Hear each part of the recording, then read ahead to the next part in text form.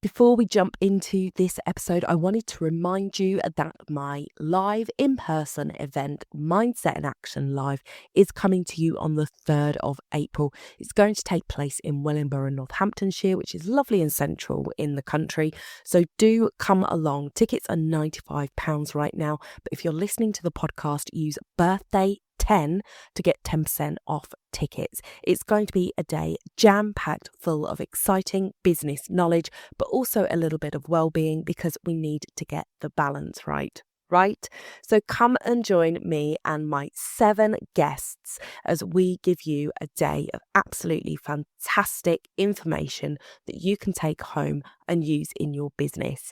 Go to donnaeade.com/birthday event. That's donnaeade.com/birthday event. The link will be in the show notes. You're listening to the Mindset in Action podcast, the place to be to grow and streamline your business. I'm your host, Donna Eade. Let's jump into the show.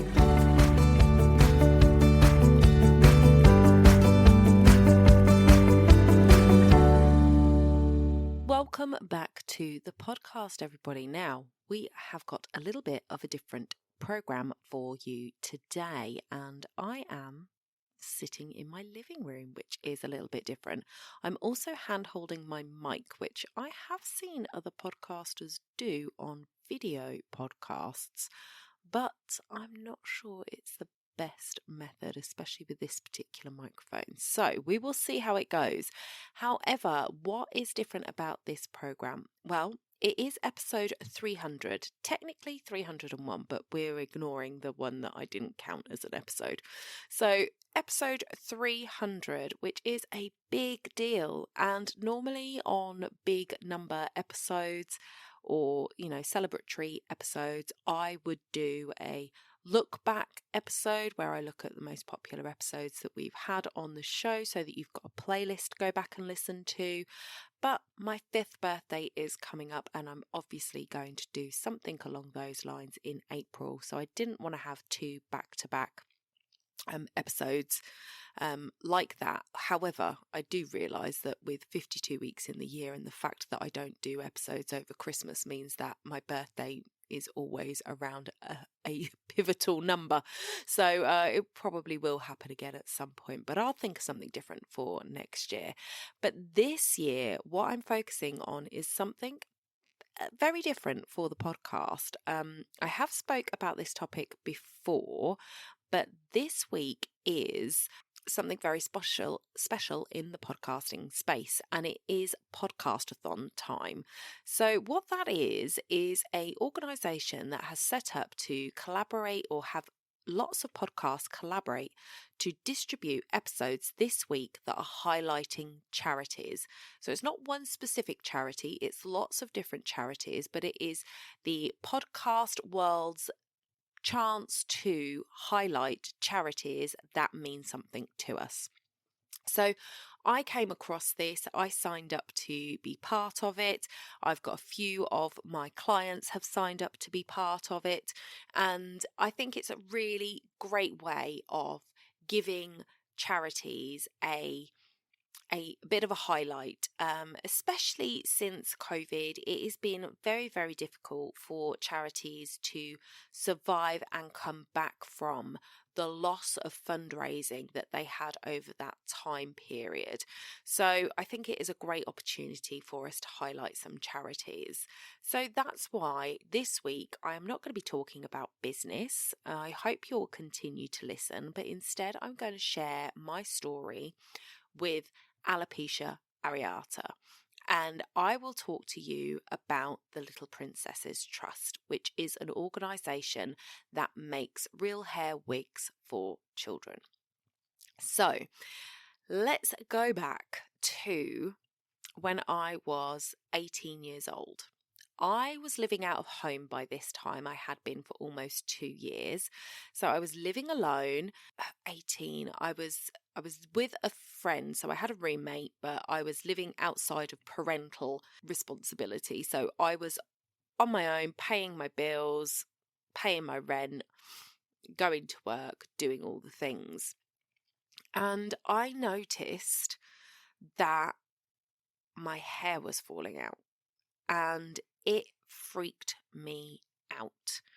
I have always been somebody who has loved my hair, and that has come from a number of things.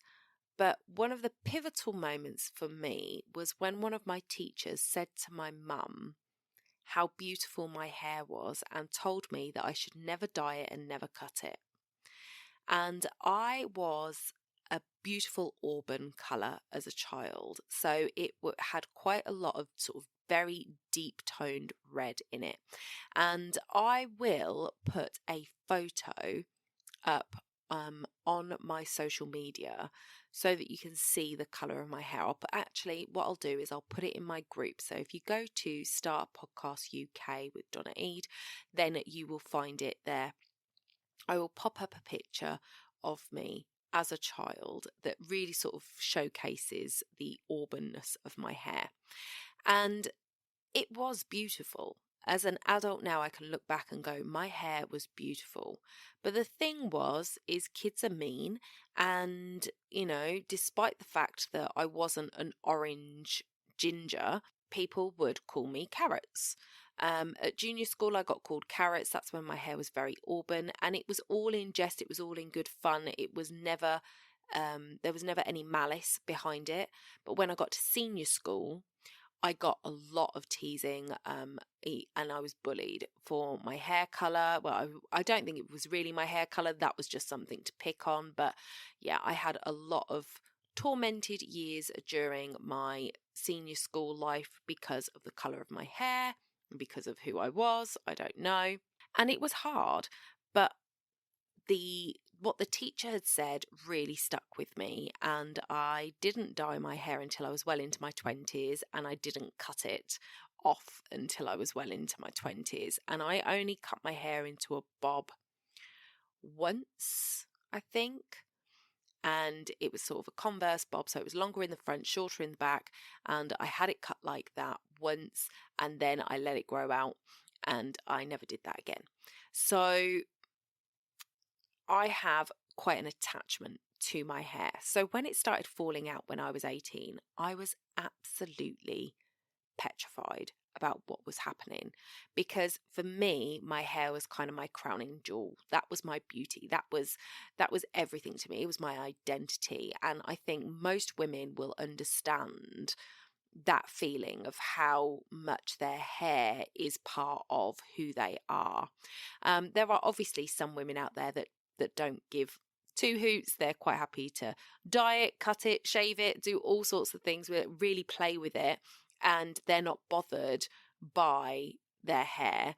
But there are lots of women who have a lot of attachment to their hair, and I'm one of them. So when it started falling out, I totally freaked out. I called my mum, and she was just like, go to the doctors. So I booked a doctor's appointment, and at that time, my doctors, if you didn't say it was an emergency, you could be waiting 3, 4, 5 weeks for an appointment with the doctor. To me, this was an emergency. I had hair that was falling out, and I had discovered a 50p size patch on my head where there was now no hair. It was smooth as a baby's bottom. And at 18, I had no idea what alopecia was. I was completely freaking out. I didn't know what was going on. And I went into the doctor's, and he basically sent me away with nothing but almost a clip round the ear for wasting his time.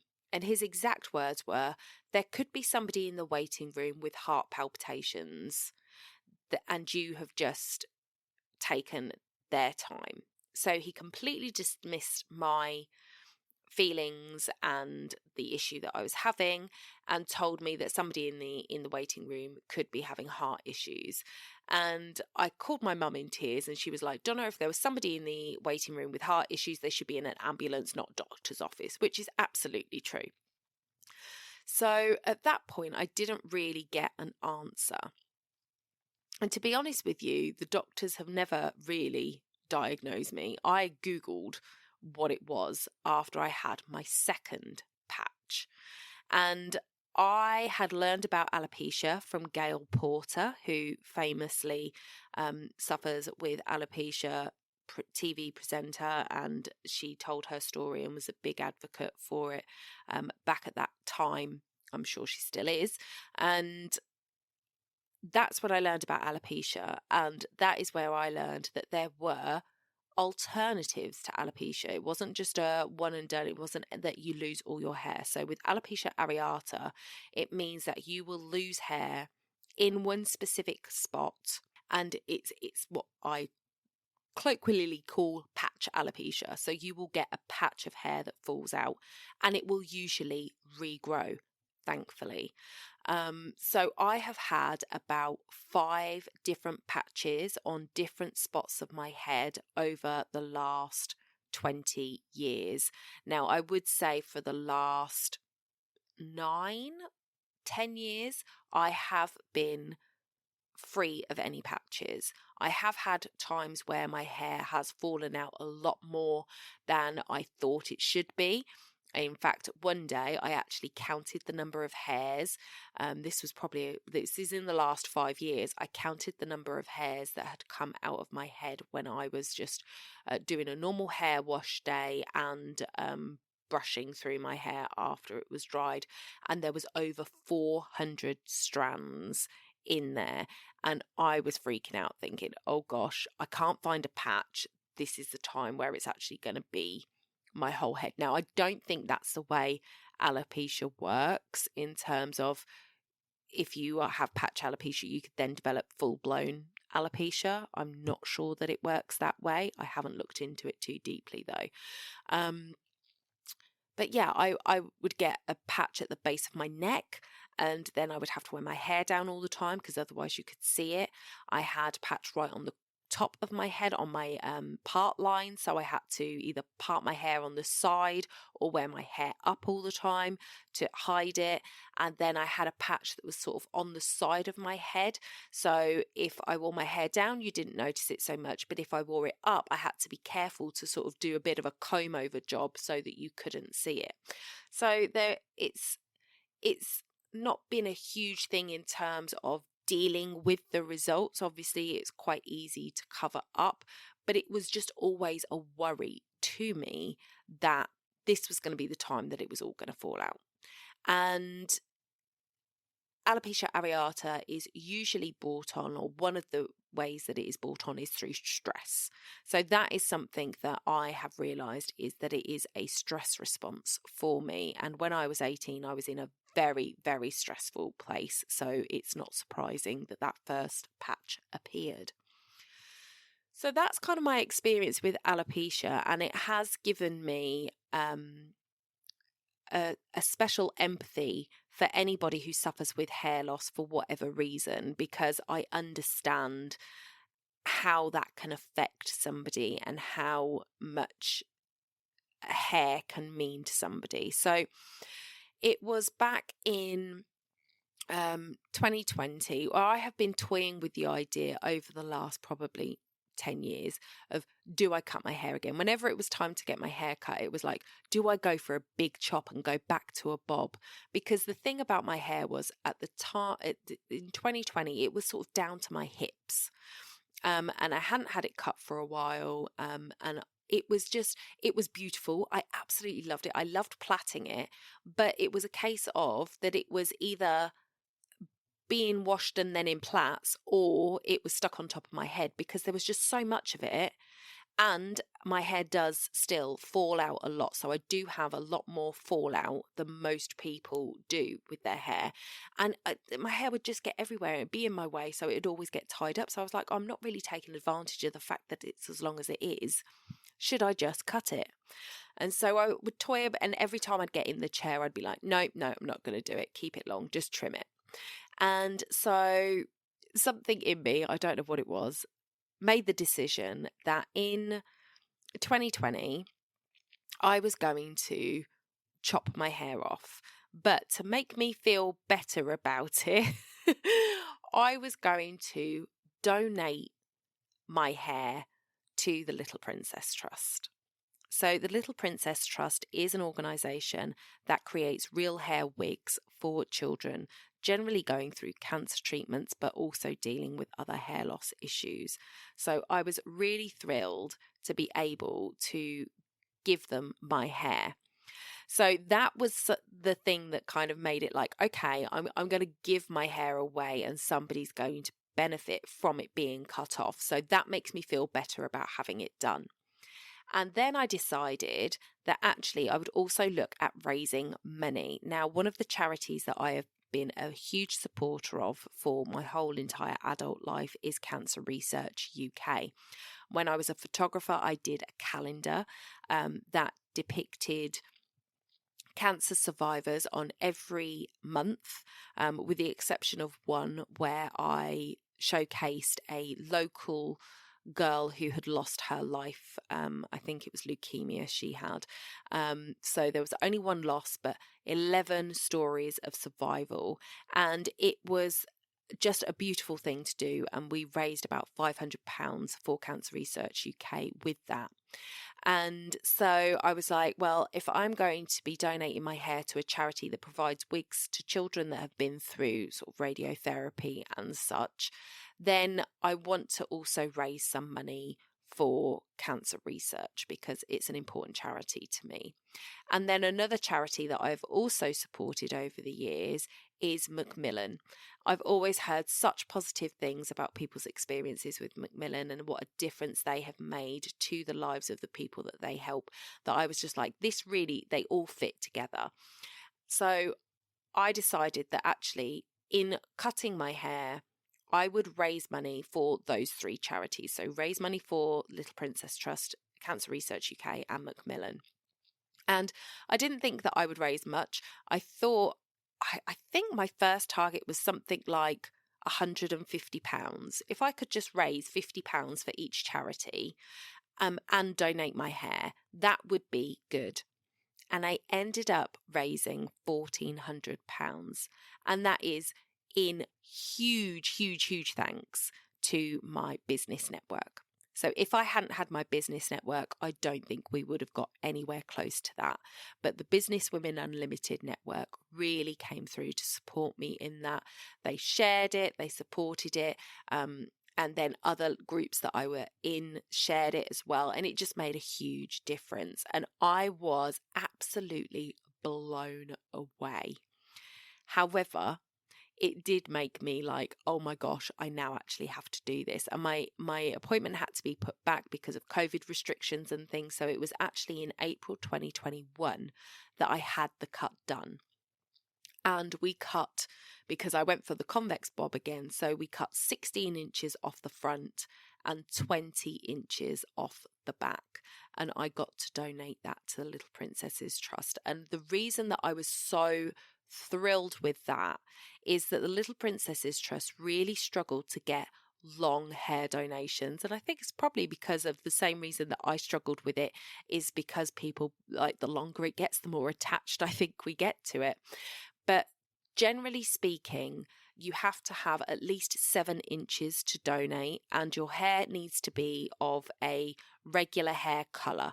So there is, I believe there is a certain percentage of grey that is allowed. If it's more than that, they don't take it. And if it is dyed pink or blue or green or a colour that is not a normal hair colour, they can't take it. So 7 inches minimum. And what they usually get is somewhere between 7 and 11 inches donated, which means that there are so many little girls out there that have had to have gone through something horrific that has caused their hair loss, and then they can't have long hair, which it just seems so sad to me, because that is one of the things that I absolutely loved as a little girl, was having my long hair. So being able to donate such a good length of hair made me really happy to be able to do that, and know that there was going to be at least one little girl out there that was going to get a longer wig because I was able to donate such a good length of hair. So those are just some tips for you if you're considering doing it. And the fact is that people can't believe how long my hair is now. So now we are in 2025. So it is almost to the day, 4 years since I had that haircut. And my hair is now down to my waist again. So I had it cut back into the bob properly once after that initial haircut, I think. And I might have had it cut one more time after that. And then I haven't had it cut again back into that bob. So this has been probably growth of 3.5 years, maybe. And it's down to my waist again. And that is my trump card, I suppose, is that my hair, thankfully, and I touch wood all the time when I say it, touching the wood of my coffee table right now, grows really quickly and always has done. And even though I've hit 40 and there have been other things that have changed in my body that we won't even talk about in this episode, my hair growth seems to have stayed true. So I am absolutely thrilled to have my hair long again. I am considering another cut and seeing if I can donate again, because it was such a good feeling to know that the hair was going to a good cause. And I am getting quite frustrated with just the maintenance of my hair. So I've tried very hard to reduce my single-use plastics. So I haven't actually used shampoo bottles in probably 5 or 6 years now.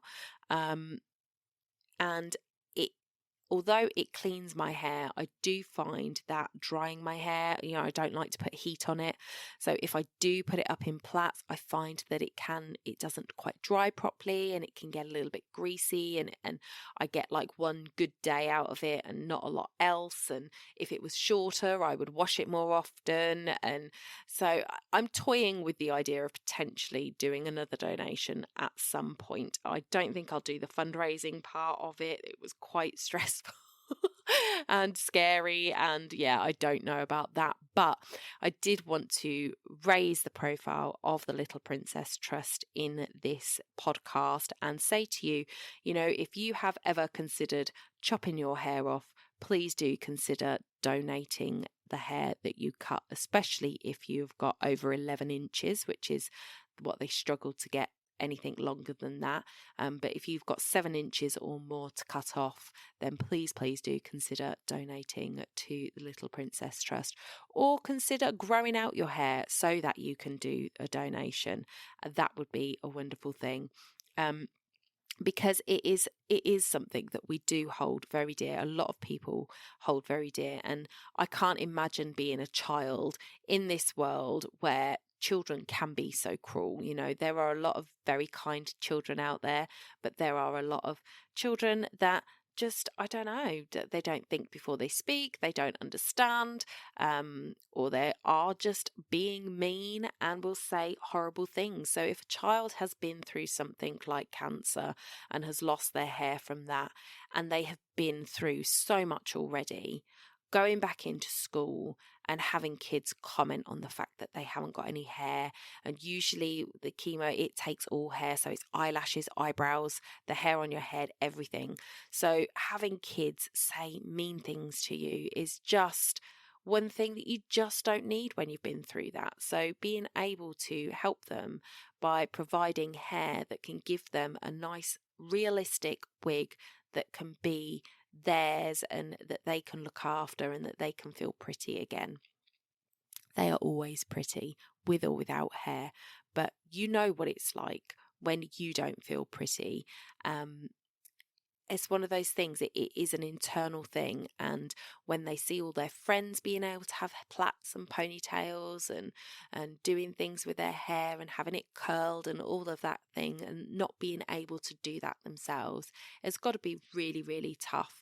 And it's just something that doesn't need to happen when there is so much hair out there that could be used for the good of making real hair wigs for kids. So I am going to leave all the links to the Little Princess Trust below for you.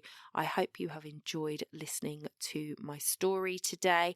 I have had my second lot of results back from my hormone tests, so I am hoping to have Julie come on and we're going to have a discussion about my health, because I know that that is something that people were interested in hearing more about. So my health journey has been something that has been ongoing for many years. If you've listened to the podcast, you've heard me talk about it before, but I think it is really important, especially as a woman who is in her 40s, that is potentially at that perimenopausal stage, that I can help bring light to that, especially when a majority of my audience is female.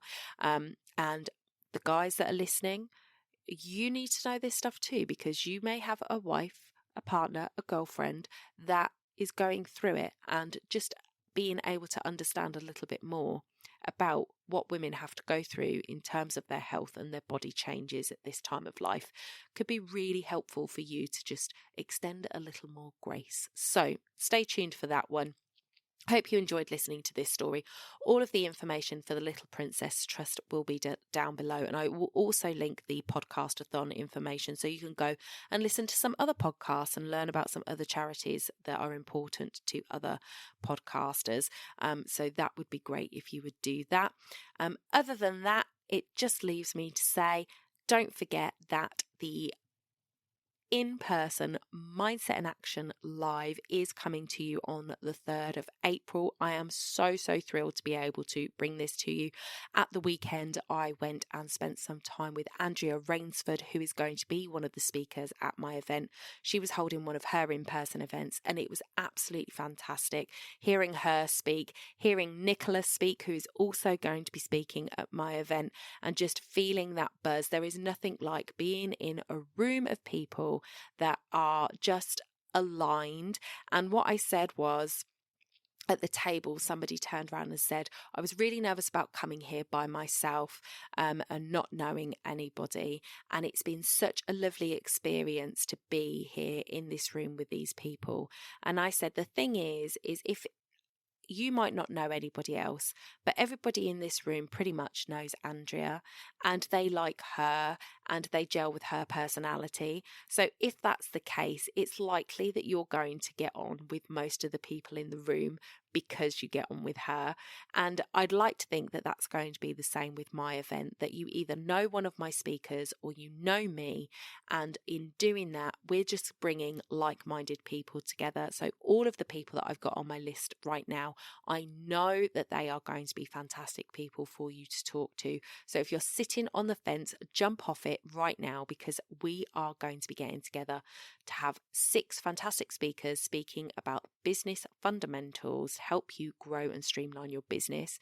We've got 2 fantastic facilitators that are going to come and do some well-being stuff with us, because it's really important that we find our balance. And those 2 facilitators are both running the London Marathon at the end of April, and they are fantastic ladies running for 2 incredible charities. So in the spirit of Podcasthon, I would just mention that they are running for Meningitis Now and for Brain Research UK, and 10% of all ticket sales from March the 1st are going to those ladies to support those 2 charities. So buying your ticket, you'll be supporting those charities, and you will be able to come along and get all of that business knowledge as well as afternoon tea and a birthday cake to celebrate my 5th podcast birthday. So I hope to see you there. All of the details will be in the show notes, but you can head over to donnaeade.com/birthday event. You'll find all the details there, and I hope to see you next week. Bye for now.